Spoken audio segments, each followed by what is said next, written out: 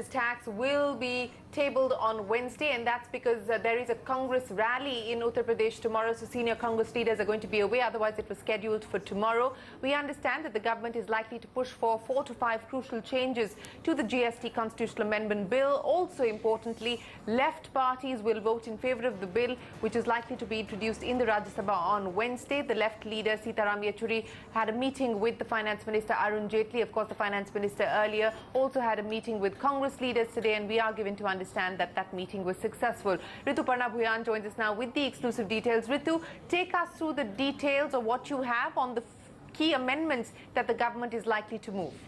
We understand that there will be 4 to 5 key amendments. In fact, the amendments have been sent to the table office, but the most important one of them, what we have been told, is that the bill will have the Constitutional Amendment Bill will have a guiding principle on determining rates. And remember that this guiding principle was actually suggested by the state FMs, which was basically that the rate should be such that it does not hurt revenue collection, and at the same time does not also lead to problems for the armed army, for people like us who will be buying goods. So that language will be mentioned in the Constitutional Amendment Bill itself as a guiding principle on determining rates. That is one. Of course, the rest are as we have been reporting, that 1% additional tax condition that will be scrapped. There will be clear language on 5-year compensation, as well as as far as the dispute resolution mechanism is concerned, the council will have the states will have more power in the council.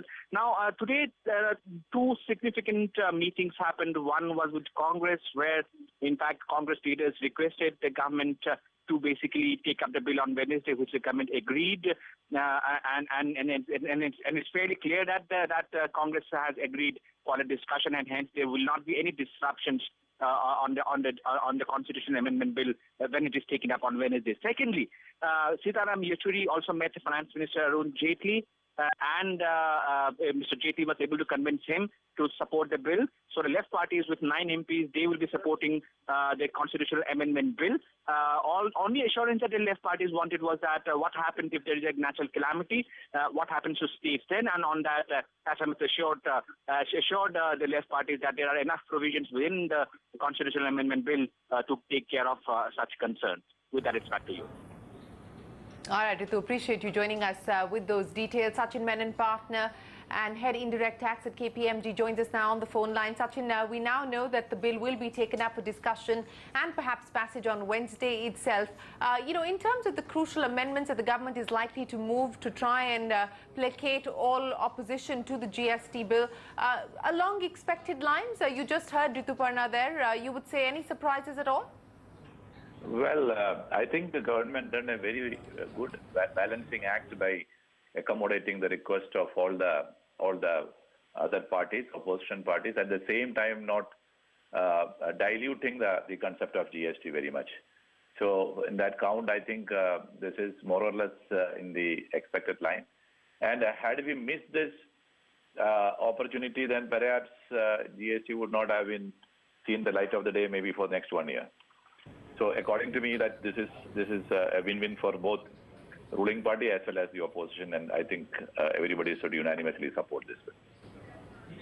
You're absolutely right on that front, Sachin, but this is only the first step, because this is the Constitutional Amendment Bill, and this bill, in a sense, will not deal with several of those contentious issues, namely rates itself. Now, we are given to understand that while the Subramaniam panel had suggested rates perhaps which industry would like and believe support growth, states perhaps would want a higher rate. And we understand that the empowered panel of state finance ministers has evolved a principle of or guiding principles to arrive at the rates which will perhaps be adopted as part of the Constitutional Amendment Bill.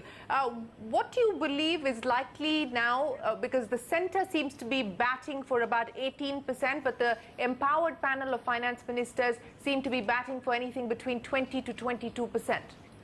I think the next 5 years, since the constitutional amendment language also changed to ensure that every state is getting compensated for the next 5 years, at least for the next 5 years, the rate is not a concern. Because in case if this 18% is less, the central government there guarantees to compensate the state for any revenue losses that may occur. And over and above, the final authority to finalize the rate or decide a rate is very clearly it is the GST Council. And GST Council, if they feel that if the rate is not good enough to mop up enough revenue what they are expecting, it is up to the members to decide a higher rate. So therefore, this issue is a non-issue, and I don't think that the state should haggle over this matter unnecessarily. Well, the haggling will of course continue when it comes to the rates, as we pointed out that the Constitutional Amendment Bill will not deal with the rates, so to speak. But Sachin, we will come back to you in a short while from now. For now, thanks very much for joining us and taking us through a quick reaction to the developments of the day on the Goods and Services Tax Bill.